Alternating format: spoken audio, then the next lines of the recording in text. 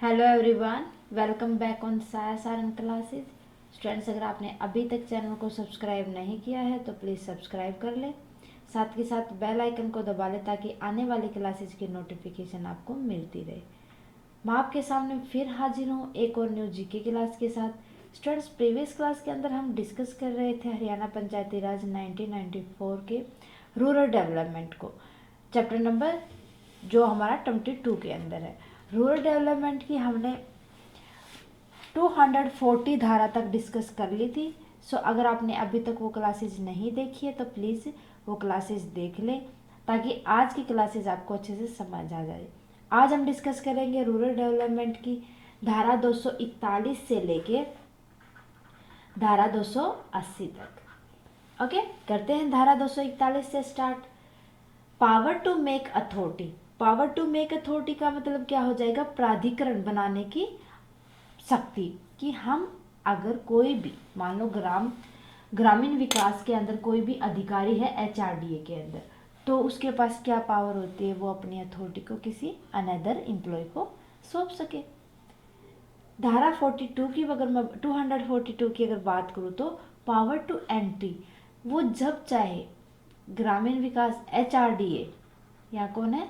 HRDA के पास ये पावर होती है, जब चाहे वो न्यू एम्प्लॉय को अथॉरिटी के अंदर इंक्लूड कर सकता है, एंट्री दिलवा सकता है। धारा 243 की बात की जाए, पेनल्टी। अगर कोई भी मान लो कोई भी अधिकारी है या कोई भी पर्सन है एचआरडीए के अंदर, अगर वो कोई गड़बड़ी करता है या मान लो कि किसी भी ग्रामीण विकास के अंदर कोई भी ग्रामीण के अंदर किसी भी गांव के अंदर मान लो कि सबसे बड़ी बात यही है कि ज़मीन को लेके कोई भी उनके बीच में कन्फ्लिक्ट हो गया है, तो उस कन्फ्लिक्ट के प्रति जो उनको पेनल्टी पे करनी पड़ेगी उनका डिस्क्रिप्शन दिया हुआ है 243 धारा के अंदर। धारा 244 की अगर मैं बात करूं तो इसके अंदर आ जाता है imposition of penalty and mode of recovery और एरियर्स। इम्पोजिशन का मतलब हो जाता है यहाँ पर कि अगर कोई भी पेनल्टी है, पेनल्टी को थोपना किस तरीके से कि मान लो उसने कोई गड़बड़ कर दी, जमीन को लेके मैंने बताया था गड़बड़ कर दी, तो वो पेनल्टी उसको पे ही करनी पड़ेगी हर एक केस में। उसका अदर कोई भी रिकवरी का मोड नहीं हो सकता कि वो रिकवरी कैसे करेगा, उसके लिए एरियर कैसे करेगा। ओके, धारा 245 की अगर मैं बात करूं तो इसके अंदर आ जाते हैं options by companies. Options by company का मतलब हो जाता है कोई भी कंपनी ने अगर अपराध किए हैं, ठीक है, तो वो उसके प्रति कंपनी का अपराधी को मान लो, अब यहाँ पर हम बात करते हैं एसएसजी ग्रुप की जो सेल्फ सहायता ग्रुप बनाए हैं। यहाँ पर इसी तरीके ग्रुप्स कुछ प्राइवेट कंपनी ने भी बनाए थे। सो उन प्राइवेट कंपनी ने क्या किया, उनसे जो उन्होंने जो महिलाओं को इंक्लूड किया था ग्रुप के अंदर, उनसे पैसे लिए और फिर वो फ्रॉड हो गए, फ्रॉड प्रूफ हो गए। सो फ्रॉड होने की वजह से अब वो कंपनियों का इफेक्ट किन के ऊपर आएगा? एसएसजी ग्रुप जो एचआरडीए ने बनाए हैं उनके ऊपर।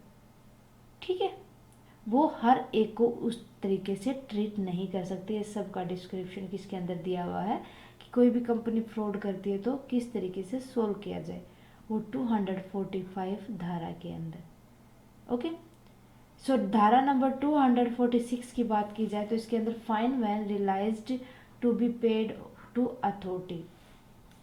मान लो जब कोई भी प्राधिकरण मीन्स अथॉरिटी को किसी अनदर परसेंट को पेड कर दिया जाता है तो उस टाइम पे जो फाइन्स वगैरह पे किए जाते हैं उनको क्या कहा, किसके अंदर डाला गया है? धारा 246 के अंदर डिस्कस किया गया है कि किस तरीके से उन फाइन्स को पे किया जाएगा। ओके, धारा 247 penalty for breach of rules and regulation, कि अगर किसी भी रूल्स और रेगुलेशन का उल्लंघन कर दिया जाता है, क्या ये उल्लंघन, तो उस टाइम पे पेनल्टी पे करनी पड़ेगी। ये उल्लंघन कहाँ, ये रूल्स और रेगुलेशन कौन से के होंगे? ग्राम, ठीक है, विलेजेस वगैरह के। क्लियर है? धारा 248 की अगर मैं बात करूँ, composition of offence. Composition of offence का मतलब हो जाएगा यहाँ पर अगर कोई भी अपराध वगैरह है तो उसके प्रति, कोई भी अपराध वगैरह किया गया है तो उसके प्रति पेमेंट करवाना, उसके प्रति कंपनसेस करना। ठीक है, मान लो कोई एम्प्लॉय अपराधी साबित किया गया तो उसकी जगह पर न्यू एम्प्लॉय को अपॉइंट करना। ओके। धारा 249 की बात करें तो इसके अंदर जितनी भी एचआरडीए के अंदर डेवलपमेंट प्लानिंग की जाती है उनको इंक्लूड किया जाता है, जितनी भी योजनाएं आई हैं ताकि किनको रूरल एरिया को डेवलप किया जा सके। ठीक है। धारा 250 के अंदर विकास क्षेत्र में भूमि के विकास संबंधित, मीन्स जो हम डेवलप करने जा रहे हैं विलेजेस का, उस डेवलप के अंदर उन लोगों के लिए, ग्रामीण लोगों के लिए उनकी लैंड का भी विकास करना, लैंड को इस योग्य बनाना ताकि उसको फाइन वगैरह पेनल्टी वगैरह कम पे करके उनको प्रॉपरली उनकी लैंड से उनको इनकम मिल सके। धारा 251 की बात की जाए तो इसके अंदर इंक्लूड किया जाता है prohibition on fragmentation of land and other development activity in development zone. प्रोहिबिटेशन का मतलब हो जाता है प्रतिबंधित करना। किन को प्रतिबंधित करेंगे? किसी भी जमीन का विखंडन करने के लिए। जमीन का विखंडन का मतलब ये नहीं कि उसके पार्ट डिवाइड कर दिए जाए, नहीं। गांव में लोगों का मेन गांव में लोगों का मेन काम क्या होता है कि वो अपने लैंड के ऊपर एग्रीकल्चर करते हैं और उसी से अपना काम चलाते हैं। उनके लिए इनकम एग्रीकल्चर इनकम ही होती है मोस्टली। सो यहाँ पर ये कहा गया है कि आपकी लैंड, जो किसान होते हैं उनकी ज़मीन एक जगह पर इकट्ठी करके दी जाए, ना कि ऐसा कि थोड़ी ज़मीन कहीं पे थोड़ी ज़मीन कहीं पे, बल्कि उसको इकट्ठा करके उनका विखंडन होने पर रोक लगाया जाए। ओके। और जितने भी डेवलपमेंट जोन से रिलेटेड हैं उनके अंदर जो डेवलपमेंट एक्टिविटी है उनको भी प्रोहिबिटेड किया गया, जो फ्रेगमेंटेशन ऑफ लैंड को बढ़ावा दे। धारा 252 की अगर मैं बात करूं तो इसके अंदर कंट्रोल बाय गवर्नमेंट, की गवर्नमेंट कंट्रोल करके चलती है विलेजेस के अंदर जितने भी लैंड वगैरह होती है किसानों के पास, उन सब को। ठीक है। धारा 253 की अगर मैं बात करूं तो return and information. Return and information, ये रिटर्न एंड इंफॉर्मेशन मतलब ये होती हैं जितने भी रूरल के अंदर डेवलपमेंट होने की जितनी प्लानिंग होती है उनसे रिलेटेड। धारा 254 की अगर बात की जाए तो धारा 254 के अंदर एचआरडीए में भूमि का अधिग्रहण, भूमि का अधिग्रहण का मतलब टेक ओवर, लैंड का टेक ओवर।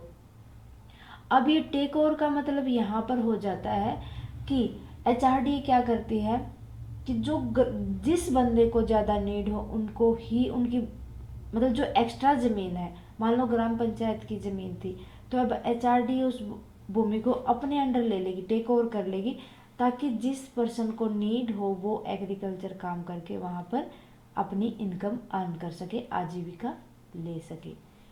धारा 255 की अगर बात की जाए तो यहाँ पर विकास क्षेत्र की घोषणा कर दी जाती है।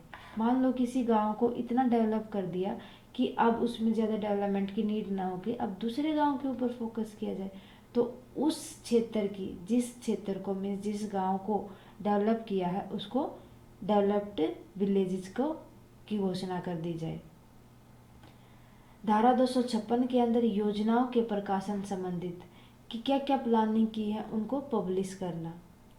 धारा 257 के अंदर योजनाओं का संशोधन, ग्रामीण विकास, ग्रामीण विकास के लिए योजना बनाए उनके अंदर अमेंडमेंट करना, उनके अंदर जो चेंजेस लेके आए हैं उनको इंक्लूड करना। धारा 258 के अंदर इंक्लूड करेंगे government of any person appointed by it में exercise of perform duty confirmed और इम्पोज्ड ऑन अथॉरिटीज, कि गवर्नमेंट के एक मतलब एक गवर्नमेंट सर्वेंट को अपॉइंट कर लिया जाता है ताकि वो जितनी भी अथॉरिटीज़ वगैरह होती हैं उनको इम्पोज कर सके और जो उनकी ड्यूटीज़ होती है उनको परफॉर्म कर सके। ठीक है, वो कौन होगा, गवर्नमेंट का कोई भी सर्वेंट होगा जो कि एचआरडीए के अंदर काम करेगा। क्लियर है। धारा 259 के अंदर अपील्स, मान लो किसी विलेज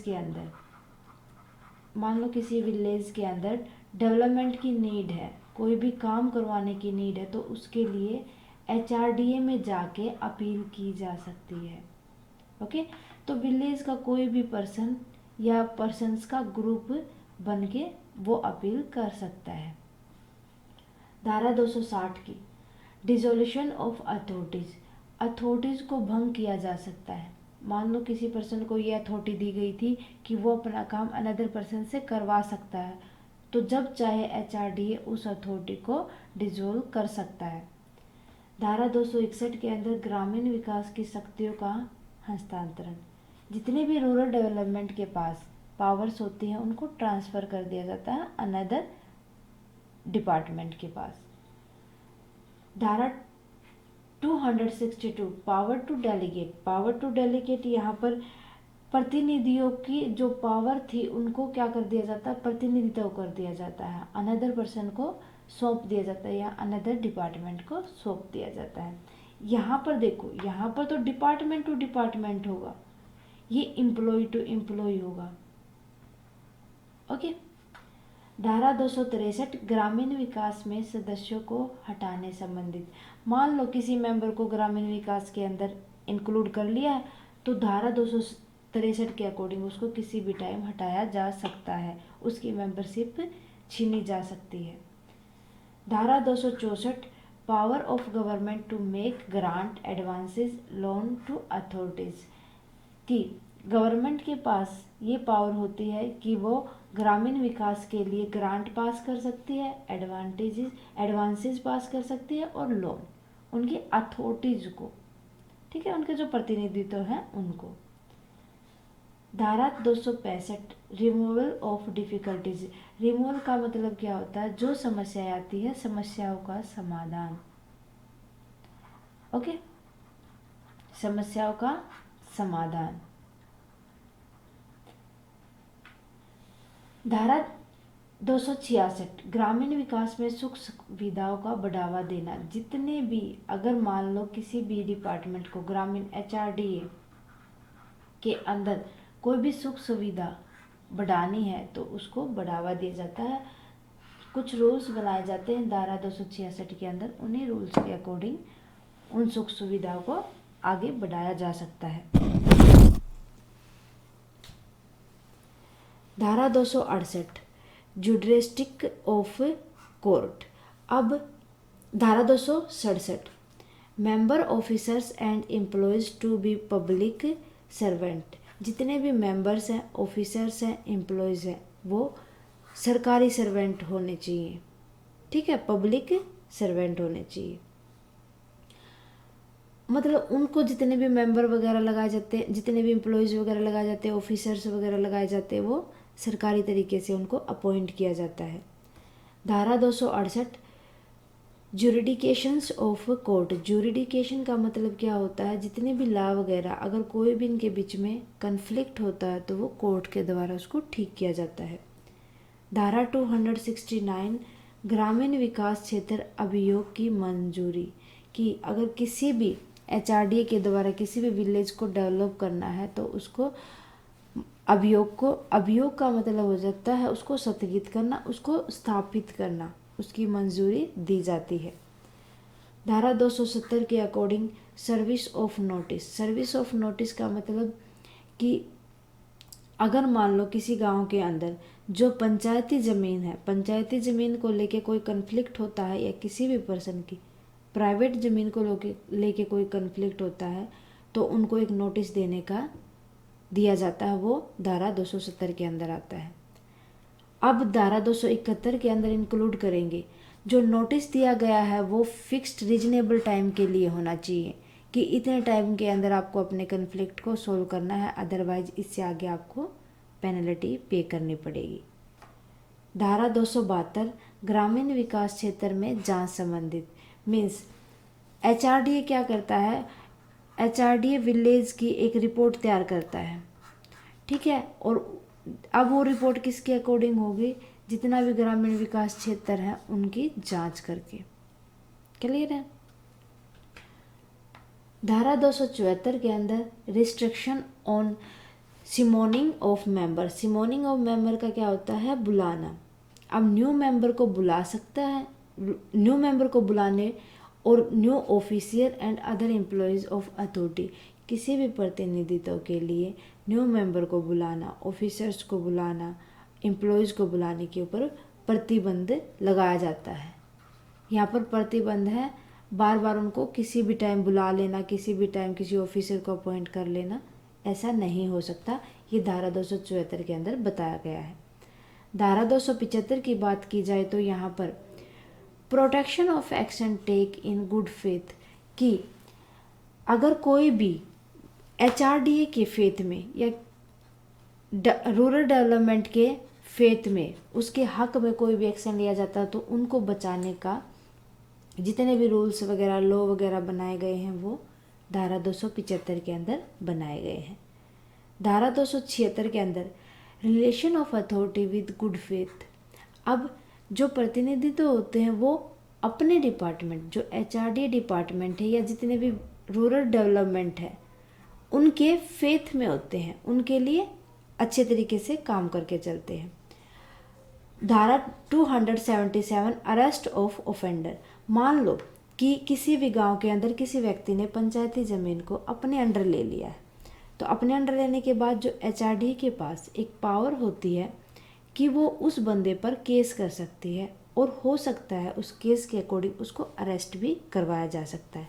ये सब धारा 277 के अंदर बताया गया है।